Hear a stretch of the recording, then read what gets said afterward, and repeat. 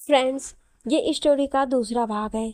अगर आपने इससे पहले वाली स्टोरी नहीं सुनी है तो डिस्क्रिप्शन में प्लेलिस्ट की लिंक है, आप वहां जाकर के सुन सकते हैं। हर रोज स्टोरी का नया भाग देखने के लिए चैनल को सब्सक्राइब करके बेल आइकन को प्रेस कर लें ताकि नई आने वाली वीडियो की नोटिफिकेशन सबसे पहले आपको मिल सके।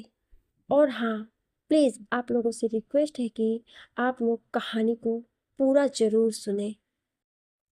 वानी ने यह भी बताया कि महाजन फैमिली आज शाम आने वाली है, इसलिए तो दचा और एक्साइटेड थी। काफ़ी देर वो दोनों ऐसी ही बातें करती रही, फिर आराम करने चली गई। दचा के जिद करने पर वानी ने उसे दर्श के कमरे में भेज दिया। शाम का समय प्रवीर जी ने दोनों को नीचे बुलाया। दोनों नीचे आई तो देखा महाजन फैमिली के साथ मानस भी वहीं पर बैठा और मज़े से स्नैक्स खा रहा था। वानी ने तुरंत नीचे आके रश्मि जी के पैर छुए और आत्या को हक किया। वानी ने दक्षा को भी सबसे मिलवाया। वहीं दक्षा ने जब वीर को देखा, उसके रिएक्शन ही बिल्कुल अजीब थे, जिससे वानी सिर्फ और सिर्फ वीर को ही घूरे जा रही थी। इधर प्रवीण जी, सृष्टि जी और रश्मि जी तीनों ही आपस में बातचीत कर रहे थे, लेकिन जब उन्होंने बच्चों को बोर होते देखा तो कहीं बाहर जाने को बोला। मजा आएगा, मैं वानी मैम से और भी कुछ सीख पाऊंगी, आद्या ने खुशी से कहा। तो वानी ने उसके गाल पिंच करते हुए बोला, सबसे पहले तो तुम मुझे वानी मैम बोलना बंद करो प्लीज। ओके दीदी, चलेगा, आद्या ने मासूमी से कहा। तो सब मुस्कुराने लगे। वहीं किसी की दो जोड़ी आंखें बीच में सबकी नजरों से बचकर आद्या को बड़े ध्यान से देख लेती थी। कुछ देर बाद सबने डिसाइड किया कि सबसे पहले एक रेस्तरां जाएंगे, फिर बाकी की मौज मस्ती करेंगे। दक्षा तो आना ही नहीं चाहती थी, लेकिन सबके फोर्स करने पर आखिरकार वो मान ही गई। वानी का इरादा था कि वो गाड़ी ड्राइव करेगी, लेकिन उससे पहले ही वीर ने ड्राइविंग सीट पर कब्जा कर लिया और उसको चिढ़ाने के लिए सीटी बजाने लगा। वानी का मन तो किया वो शीशे में इसका सर ही लड़ा दे। वो तो सोच में तब बाहर आई जब दक्षा की आवाज़ उसके कानों में पड़ी। माना कि वीर सर बहुत हैंडसम और डैशिंग है, लेकिन इसका मतलब ये नहीं कि उन्हें ऐसी घूरती रहे। वानी एकदम से सक पकाकर पीछे बैठने को हुई, लेकिन पीछे तो मानस, आद्या और दक्षा पहले ही बैठ गए थे। मानस तो आद्या के पीछे और आद्या दक्षा बात करने के लिए मजबूरन वानी को आगे बैठना ही पड़ा। वहीं वीर भी शॉक्ड था। उसने जब शीशे से देखा तब उसे जाकर समझ आया। अगले ही पल वीर ने गाड़ी स्टार्ट कर दी। वानी खिड़की से बाहर देख रही थी, जो कि उसका फेवरेट काम था। पीछे आद्या भी खिड़की के साइड ही बैठी थी, लेकिन वो और दक्षा आपस में बातें कर रही थी। वहीं मानस की नज़र बार बार आद्या के चेहरे पर आ रहे बालों पे ही जा रही थी। वो जुल्फें और उनकी गुस्ताखियां क्यों बढ़ा रहे धड़कते दिल की बेचैनियां। अनायास ही उसके चेहरे पे मुस्कान फैल गई। इधर आद्या ने इन सब से अनजान गप्पे लड़ाने में मस्त थी। कुछ देर बाद वीर ने एक रेस्तरां के बाहर गाड़ी रोकी। उसने इतनी जोर से ब्रेक लगाए कि सब एक एक साइड को ही लुढ़क गए, जिसे वानी का सर वीर के कंधे पर जा टिका था और उसने कसकर वीर की बाह पकड़ ली थी। दच्छा, तुम्हें दिख रहा है ना कि किसी को बड़ी बेताबी है मेरे करीब आने की, वीर ने वानी की ओर देखते हुए कहा, जिससे वो झेप तो गई, मगर उसका मन किया कि वो अभी वीर की गर्दन पकड़ ले। पीछे बैठे तीनों लोग ही मुंह दबाकर हंसने लगे। वानी ने अपने आसपास देखा तो तुरंत ही नीचे उतर गई। इसी के साथ सब गाड़ी से बाहर निकल आए। वीर ने प्राइवेट रूम बुक किया और सबको लेकर अंदर चला गया। कुछ देर बाद ही वेटर सबका ऑर्डर लेकर आ गया और सबने खाना स्टार्ट कर दिया। वीर ने नजर उठाकर देखा तो सामने वानी बैठी थी, जो बिल्कुल किसी मासूम बच्चे की तरह लग रही थी। वीर की नजर उस पर ठहर सी गई, लेकिन अगले ही पल उसने अपना सर झटका और कॉफी पीने लगा। भाई, इसके बाद हम सब लॉन्ग ड्राइव पे चले। हाँ, आद्या ने बारी बारी सबको देखते हुए कहा। या, गुड आइडिया, दक्षा ने कहा तो सब उसी की ओर देखने लगे। अरे उससे क्या कहना, वीर बानी में से कोई मना कर नहीं सकता है, क्योंकि अगर कोई करेगा तो मैं हूं ना। मानस ने अपने दांत निकालते हुए कहा तो आद्या तुरंत बोली, हाँ और नहीं तो क्या, अब तुम तो ठहरे वन मानस, बात तो सबको माननी पड़ेगी, नहीं तो पता नहीं कब क्या कर दो। ब्रो, इससे पंगा मत लियो, वीर ने बोला तो मानस भी अपने मन में सोचने लगा, अरे यार मनु, कुड़ी तेज तो है, लेकिन अब रिस्क ले लिया है तो पीछे क्या हटना, और फिर तो दिल ने भी अपनी मल्लिका को खोज ही लिया है। अरे वाह मनु, शायर भी बन गया तू तो। वानी ने उसकी चिकोटी काटी, तब वो होश में आया। ना ना चिल्लाया तो सब जोर से हंसने लगे। वीर ने बिल पे किया और सीधा बाहर आ गया। लेकिन इससे पहले कि वो ड्राइविंग सीट पे बैठता, मानस ने कब्जा कर लिया तो वो पीछे बैठ गया। वहीं वानी को लगा कि इस बार भी वीर आगे होगा तो वो पीछे बैठ गई। लेकिन जब दोनों ने एक दूसरे को देखा तो पूरी तरह शॉक्ड हो गए, फिर भी ऐसा जाहिर किया कि किसी को कोई फर्क नहीं पड़ रहा। दक्षा के पापा ने अर्जेंटली उसे बुलाया था तो उसे जाना पड़ा। वानी ने उससे कहा कि वो सब ड्रॉप कर देंगे, लेकिन तब तक दक्षा का ड्राइवर पहले से ही आ चुका था। कुछ देर बाद ही उनकी गाड़ी धूल उड़ाते हुए चल पड़ी। आद्या आगे बैठी थी। ये देखकर मानस ने उसको एक स्माइल पास की, जिसे आद्या ने इग्नोर कर दिया। तो मानस बेचारा लाचारगी से ड्राइव करने लगा। शाम और रात के बीच का समय था। गाड़ी हाईवे पे दौड़ रही थी, साथ ही सुहाना मौसम। उन ठंडी ठंडी हवाओं में तो वानी जैसे खो ही गई थी।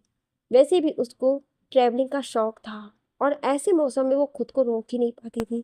तो उसने सनरूफ खोला और अपने दोनों हाथ ऊपर की तरफ फैला दिए।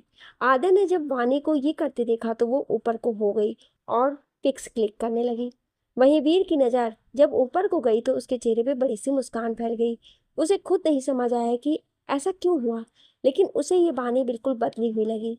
उसके चेहरे पर छाया वो सुकून उसे भी हद तक आराम दे रहा था। इधर मानस ने जब आद्या को देखा तो चुपके से उसकी फोटो ले ली और गाड़ी ड्राइव करने लगा, लेकिन उसकी तिरछी नजरें आद्या पे ही बनी हुई थी। तभी उसने गाना प्ले कर दिया। तो ये गाना पहला पहला प्यार से बहुत रिलेट करता है। और अगर आपके आसपास कहीं सुहाना मौसम बन रहा हो तो बात ही निराली है। पेश करते हैं धड़कती धड़कनों को और धड़काने के लिए ये गाना।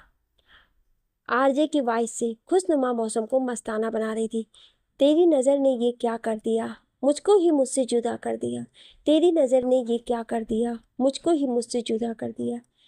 मैं रहता हूँ तेरे पास कहीं, अब मुझको मेरा एहसान नहीं। दिल कहता है बस मुझे कि थोड़ा थोड़ा प्यार हुआ है तुमसे, कि थोड़ा इकरार हुआ है तुमसे, कि थोड़ा थोड़ा प्यार हुआ है तुमसे, कि थोड़ा इकरार हुआ है तुमसे, कि ज़्यादा भी होगा तुम्ही से, कि थोड़ा इकरार हुआ है तुमसे।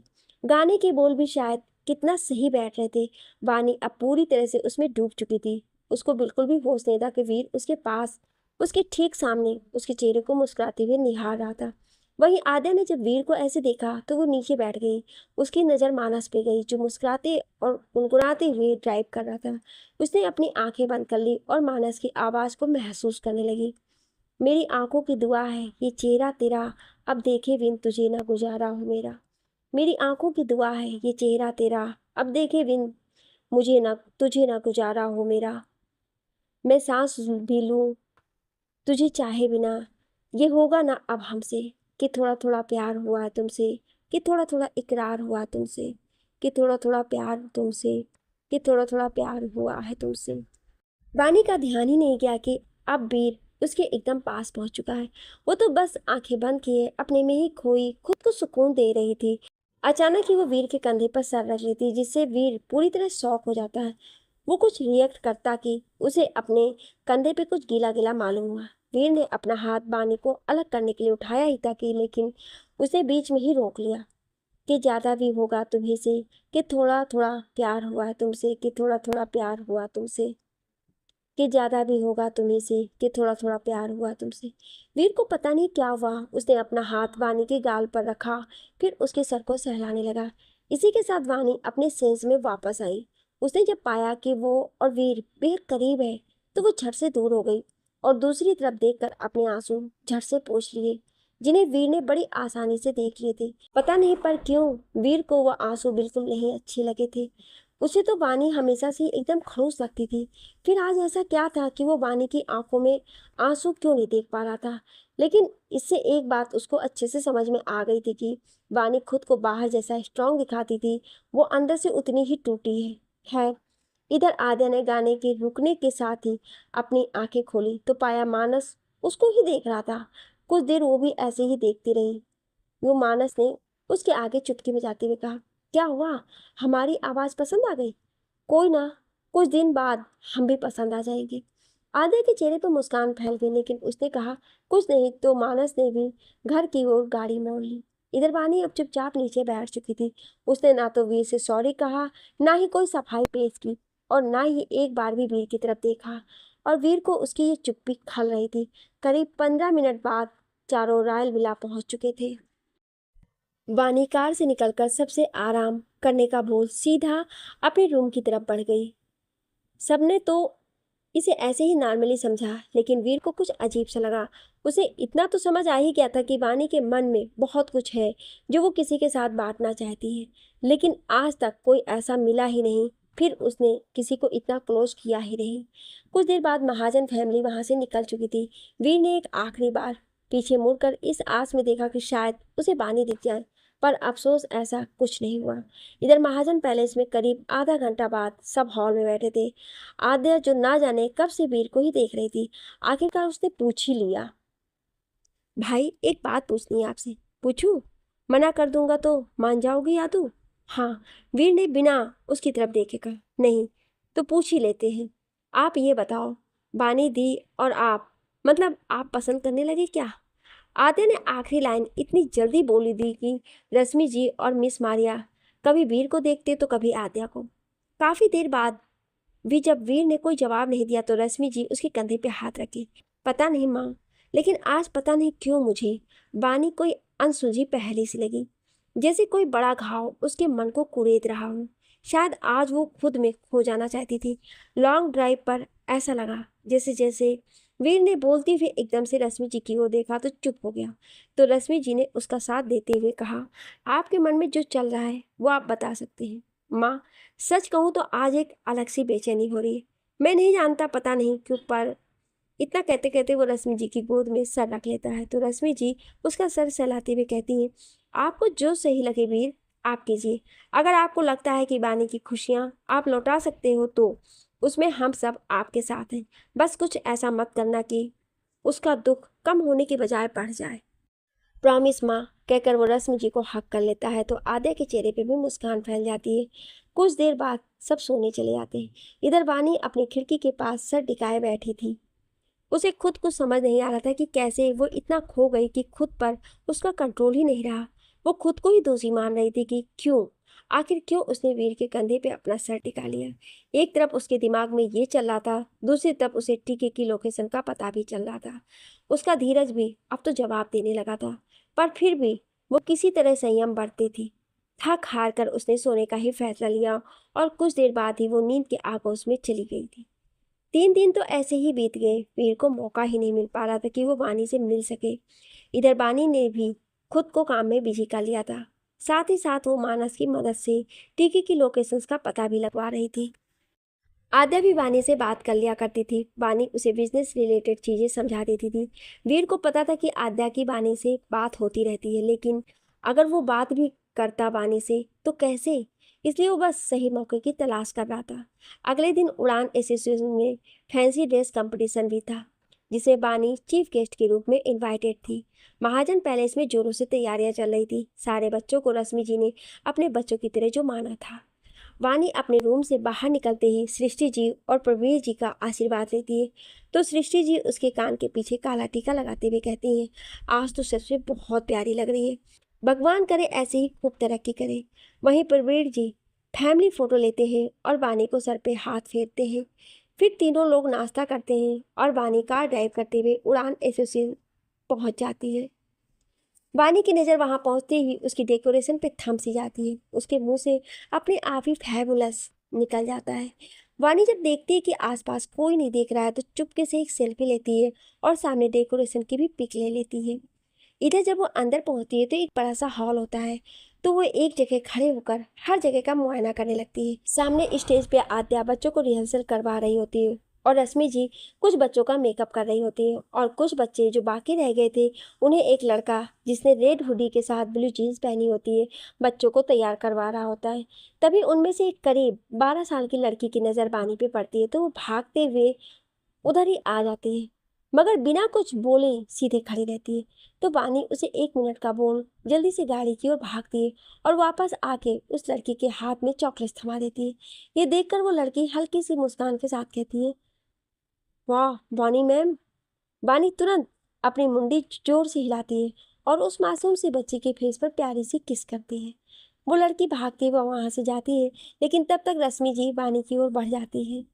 वानी भी उनको देखते ही उनके पैर छूती है तो रश्मि जी ने उसके सर पर हाथ फेरते हुए कहा, आज सच में बहुत प्यारी लग रही है, और अभी देखना बच्चे आपसे कैसे लिपट ही जाएंगे। वानी रश्मि जी के साथ हंसते मुस्कुराते हुए स्टेज के पास पहुंचती है तो आद्या जल्दी से आके उसको बड़ा वाला हक कर लेती है। वानी के चेहरे की मुस्कान और बड़ी हो जाती है। फिर वो सारे बच्चों में चॉकलेट बांटती है और एक ग्रुप सेल्फी लेती है। कुछ ही देर में सारे बच्चे उसके साथ खेलने लगते हैं और वो उन सब में मस्त हो जाती है। इधर वीर हॉल के एक कोने में खड़ा सजावट की एक लड़ी लगा रहा होता है। उसे अब तक नहीं पता होता है कि वानी कब आ चुकी है। वो उस कोने की लड़ी लगा के नीचे उतरने ही वाला होता है कि उसकी नज़र स्टेज पे बैठे वानी पे बस ठहरी जाती है। वैसे तो उसने जब भी वानी को देखा था हमेशा फॉर्मल में ही देखा था, मगर आज वो फ्लोरल वाइट और येलो के अनारकली सूट में कहर ही लग रही थी। ऊपर से उसके किए हुए कल वाकई कयामत थे। मेकअप के नाम पे बस लाइट लिपस्टिक और हल्का सा ब्लश, मगर उसकी सादगी ही काफ़ी थी वीर का चैन उड़ाने के लिए। ये खड़ूस का लग रही है। हाय। वीर के मुंह से अनायास ही ये निकल पड़ा।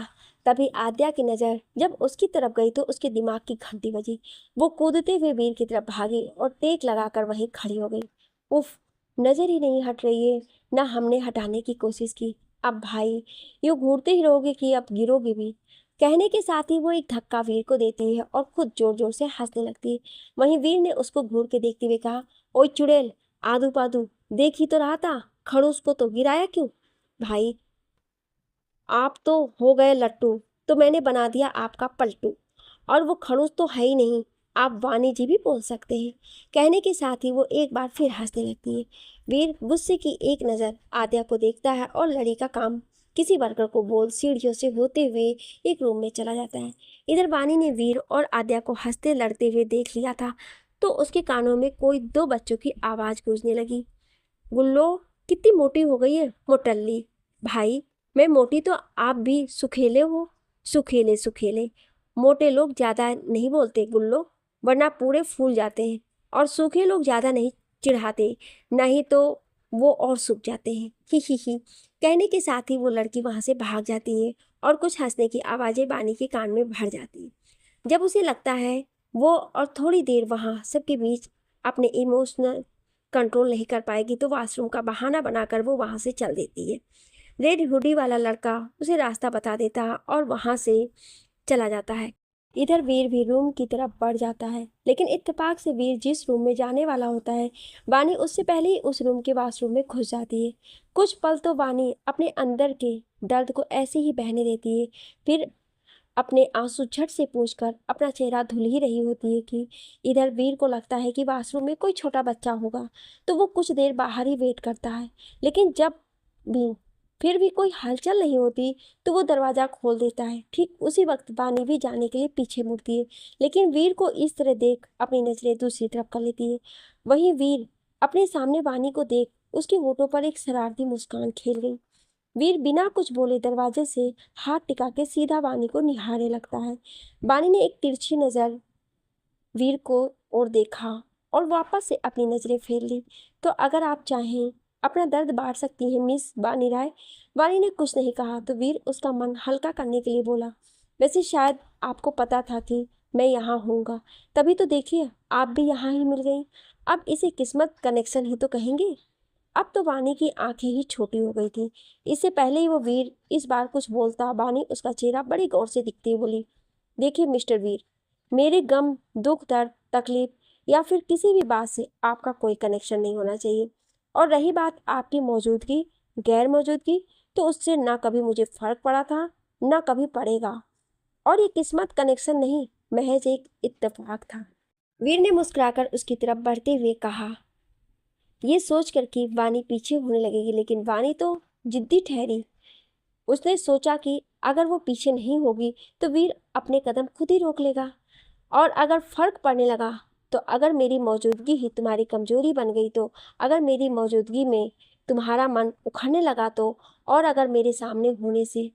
वीर अब उसके बिल्कुल करीब पहुंच चुका था, जिस वजह से वानी के कदम एकदम से पीछे होने लगे थे। उसने तो सोचा था कि अगर वो पीछे नहीं होगी तो वीर खुद ही सीधा खड़ा हो जाएगा, लेकिन ऐसा तो वीर ने होने ही नहीं दिया। तुम में शर्म वरम नाम की कोई चीज है या नहीं?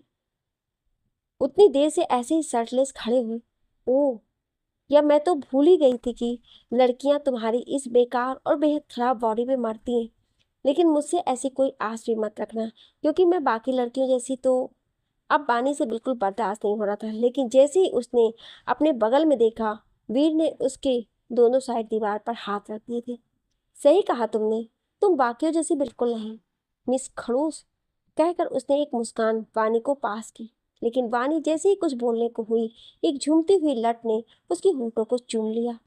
वैसे अगर कोई बात सीने में चुभ रही हो तो उसको निकाल के फेंकने से राहत क्या, पूरा सुकून ही मिल जाता है।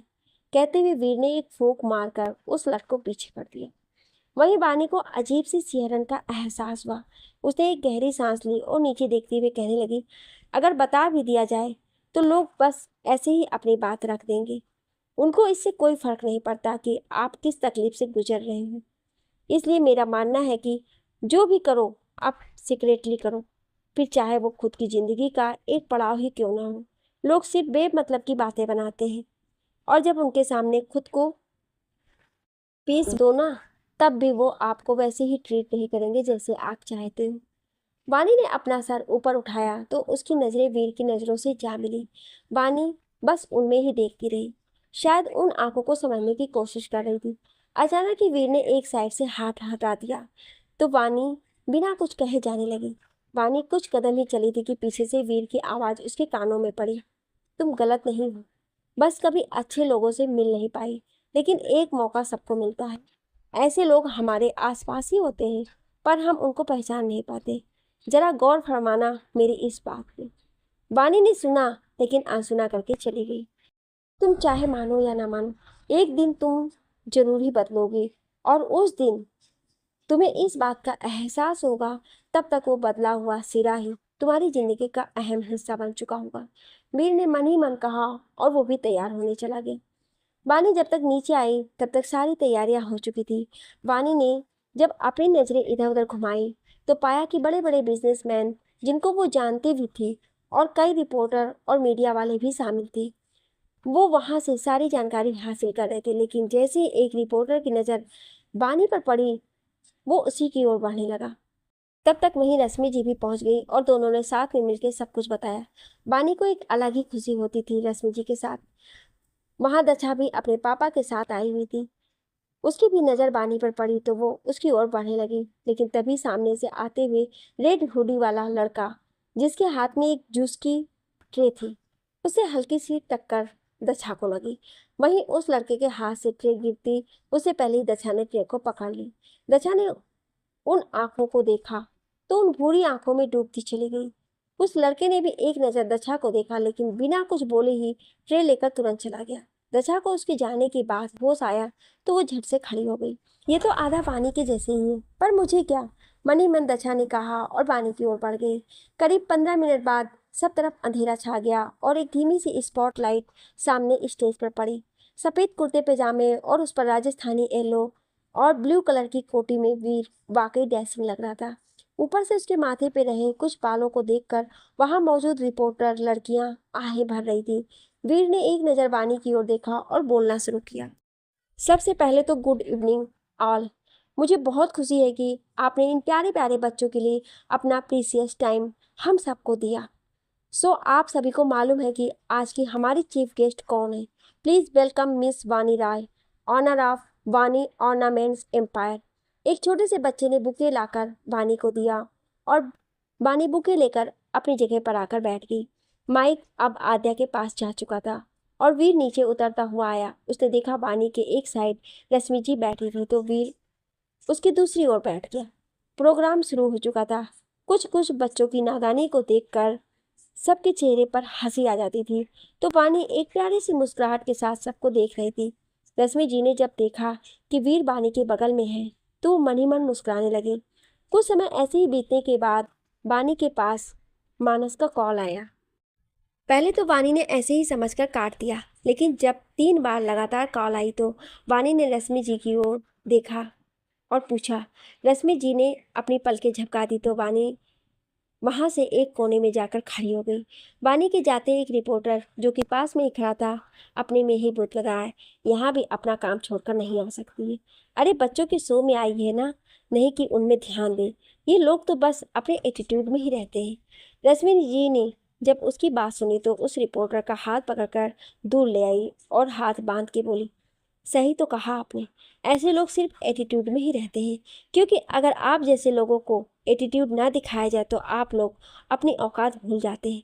बड़े लोग हैं इसलिए नहीं बोल रहे हैं हम, बल्कि आपने उसको गलत तरह से जज किया इसलिए। अगर वो चाहती तो बिना हमसे पूछे भी जा सकती थी, लेकिन वो वानी राय की खासियत है कि उन्होंने हमसे पूछना जरूरी समझा। लेकिन ये बात आपको कैसे समझ आएगी? आपने गलत तरीके से देखा और वैसे ही समझा भी। रश्मि जी की बात पर उस रिपोर्टर ने अपना सर नीचे ले लिया तो रश्मि जी वहां से चली गई। रश्मि जी जब अपनी जगह पर आई तो वानी वहां पहले से ही बैठी दिखी। मानस से बात करके उसे टीके की 2 लोकेशन का पता चल चुका था, इस वजह से उसका चेहरा और खिला हुआ था। मानस ने अपने आदमी उन जगहों पे भेज दिया था, तो वानी ने भी अपनी सिक्योरिटी फोर्स को मानस के आदमियों के साथ भेज दिया था। लेकिन इस बात से ज़्यादा उसे किसी और बात की खुशी थी, और वो थी रश्मि जी का प्यार भरा एहसास जो वानी के दिल को छू गया था। उसने एक नज़र रश्मि जी की ओर देखा तो उसे वीर की कही बात याद आ गई। तुम गलत नहीं हो, बस कभी अच्छे लोगों से मिल नहीं पाई, लेकिन एक मौका सबको मिलता है। ऐसे लोग हमारे आसपास होते हैं पर हम उनको पहचान नहीं पाते। रश्मि जी ने जब उसको खुद की ओर देखता पाया तो उसके गालों को प्यार से छू के पूछा। वानी ने अपना सर ना में हिला दिया तो वो सामने देखने लगी। फिर उसने एक नज़र अपने बगल में बैठे वीर की तरफ देखा तो वो मुस्कुरा रहा था। वानी कुछ पल तो उस चेहरे को ही निहारती रही। एक बार फिर वो उन आंखों को समझना चाहती थी, लेकिन उसके मकसद ने ऐसा करने को उसको परमिशन ही नहीं दी थी। वीर बस सामने देखी जा रहा था, उसने एक बार वानी की तरफ देखने की कोशिश तक नहीं की। वीर की इस हरकत से वानी ने उसके चेहरे पर से अपनी नजरें फेर ली और मन ही मन खुद से कहने लगी, तुम चाहते क्या हो? क्यों बार बार मेरे सामने आ जाते हो? क्या बस पब्लिसिटी गेन करने के लिए या फ्लर्ट करने के लिए? क्यों मेरी जिंदगी को हंसी ख्वाब दिखाकर हमेशा के लिए सुला देना चाहते हो? इधर वीर भी खुद से लड़ रहा था। तुम्हारी मुस्कान ही तो चाहिए, तुम्हारी लाइफ की सबसे कीमती चीज सिर्फ तुम्हारी मुस्कान। सोचते हुए उसने अपना ध्यान वापस स्टेज की तरफ लगा दिया था। कुछ देर बाद प्रोग्राम खत्म हो चुका था और बस कुछ गिने चुने लोग ही बाकी रह गए थे। जो बचे हुए लोग थे वो आपस में बातचीत करते हुए खाना खा रहे थे। मीडिया वालों को वीर ने जाने को बोल दिया था। रश्मि जी कुछ गेस्ट के साथ बिजी थी तो वीर बच्चों के बीच और दूसरी साइड आद्या, वानी और दछा एक ग्रुप बनाए आपस में बातचीत कर रहे थे। उनसे कुछ दूरी पर ही एक रईस कपल जो अपने में ही मस्त एक दूसरे से बातें कर रहे थे, और उन्हीं के बगल से रेड हुडी वाला लड़का जिसके हाथ में वाइन थी गुजर रहा था। तभी एक छोटे बच्चे से उसको ठोकर लग गई, जिस वजह से वो सारी वाइन उन कपल के ऊपर गिर गई। Are you blind? दिख रहा है कि मैं एंड मेरे हवी साथ में खड़े हैं, फिर भी अंधे होकर चले जा रहे हैं, इडियट। गुस्से से बिफरते हुए लेडी ने कहा, देखिए सॉरी, बस एक हल्की सी ठोकर लगी और सारा वाइन आपके ऊपर गिर गया। हुडी वाले लड़के ने अपनी सफाई देते हुए कहा। इस पर हस्बैंड ने उसको हल्का सा धक्का दिया और उसकी तरफ उंगली दिखाते हुए कुछ बोलने को हुआ। तभी किसी ने आकर उसकी उंगली को मोड़ते हुए कहा, क्या अंकल जी? कहने के साथ ही सामने वाले शख्स ने उनकी उंगली को और कस के मोड़ दिया, जिससे उनको हल्की सी चीख निकल गई। हाँ, अंधे तो दोनों के दोनों हो। अपने प्रेम वासना में इस कदर डूब गए तो पब्लिक का होश ही नहीं रहा। ना ना, ऐसा करिए, सुअर की आंख आप दोनों अपने अंदर फिट करवा लीजिए, लेकिन फिर भी गधों के ऊपर तो सुअर नहीं जमेगा। यू बस्टर्ड, तुम तो फेमस सेफ मैंग गुप्ता की बेटी हो ना? दछा गुप्ता, इस बेकार के बेटर के लिए तुम हमें बेइज्जत कर रही हो? बात करने की भी तमीज नहीं, सिली बिच। कहते हुए लेडी ने दछा को मारने के लिए अपना हाथ उठाया तो दछा ने उनका तेजी से हाथ झटक दिया और कहा, ओ आंटी जी, ये गालियां ना अपने पास संभाल के रख लो, ये आप जैसे लोगों के ही काम आती है, वरना यहाँ से बाहर जाके कहीं और ये गाली अगर गलती से भी दे दी ना तो उनकी गाली सुनकर रातें सो नहीं पाओगी। अरे कमरे में जाओ, न दोनों के दोनों सरेआम प्रेम भूत सवार हो रहा है।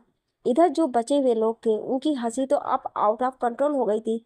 आद्या तो कोने में जाके अपना पेट पकड़े हंसी जा रही थी और वो कपल पैर पटकते हुए सबकी आंखों से ओझल हो चुके थे। रश्मि जी ने भी बचे हुए मेहमान उनको जाने को बोल वो अब आद्या और बानी के पास पहुंच चुकी थी। दक्षा ने जब अपनी नजरें इधर उधर घुमाई, उसे जिसकी तलाश थी वो दिखा ही नहीं। तो मन ही मन सोचने लगी, इसके लिए मैंने लड़ा और ये ऐसे 9-2-11 हो गया। भगवान जी, दिस इज नॉट फेयर। तब तक वीर भी सबके बीच पहुंच चुका था। आद्या उसे खींचकर एक साइड ले गई और सारी बात बताकर वापस अपनी जगह पे आके खड़ी हो गई। वीर भी चुपके से आके बानी के ठीक बगल में खड़ा हो गया। इधर दक्षा, जिसकी नजरें अभी भी किसी को ढूंढ रही थी, उसका हाथ किसी ने झटके से खींचकर अपनी तरफ कर लिया। अपने सामने मयंक गुप्ता को देख उसका ध्यान आया, उसने क्या क्या बोल दिया, वो भी सबके सामने। वीर ने बानी की ओर देखा तो पाया कि वो मुस्कुरा रही थी। वहीं बानी दचा को देख के बस मुस्कुराए ही जा रही थी। इधर दचा को लगा उसकी सामत आ गई तो उसने जोर से आंखें भींच ली, लेकिन जब कुछ नहीं हुआ तो उसने अपनी एक आंख खोल के सामने देखा तो पाया कि उसके पापा उसको मारने जा रहे हैं। इसलिए दक्षा ने इस बार अपना सर नीचे झुका दिया तो उसके पापा ने अपने सीने से लगाते हुए उसका सर सहलाते हुए कहा, कहाँ खो गई थी ये दक्षा?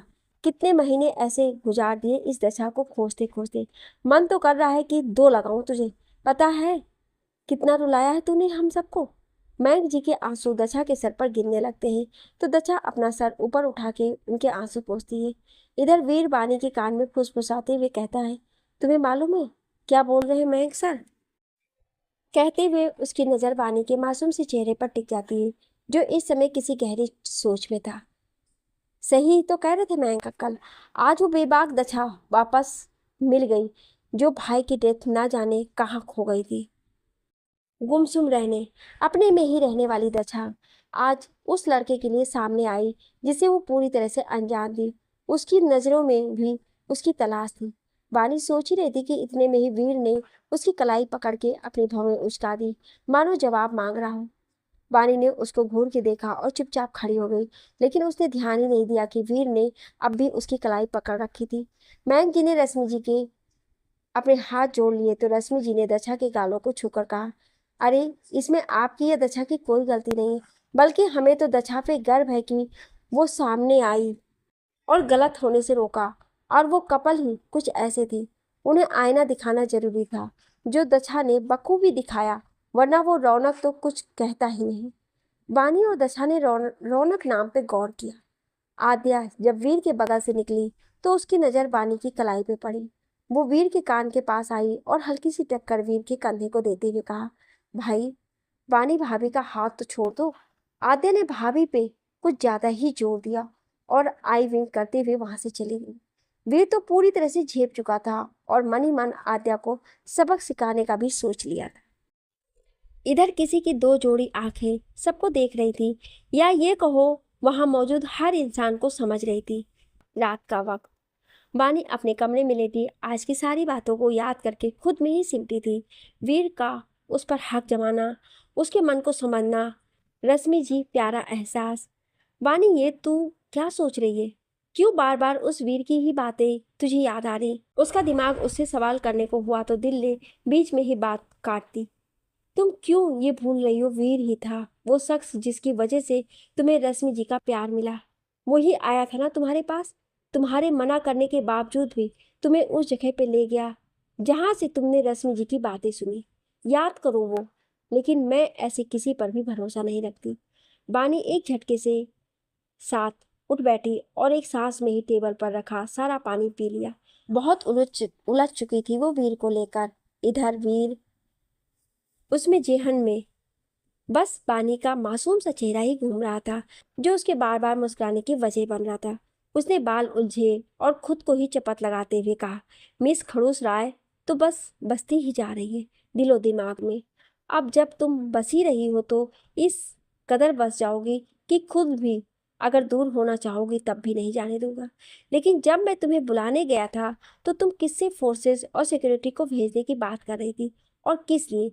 या फिर ये तुम्हारे उसी पास्ट से रिलेटेड जिसकी वजह से तुम इतनी शान और सबसे अलग रहती हो?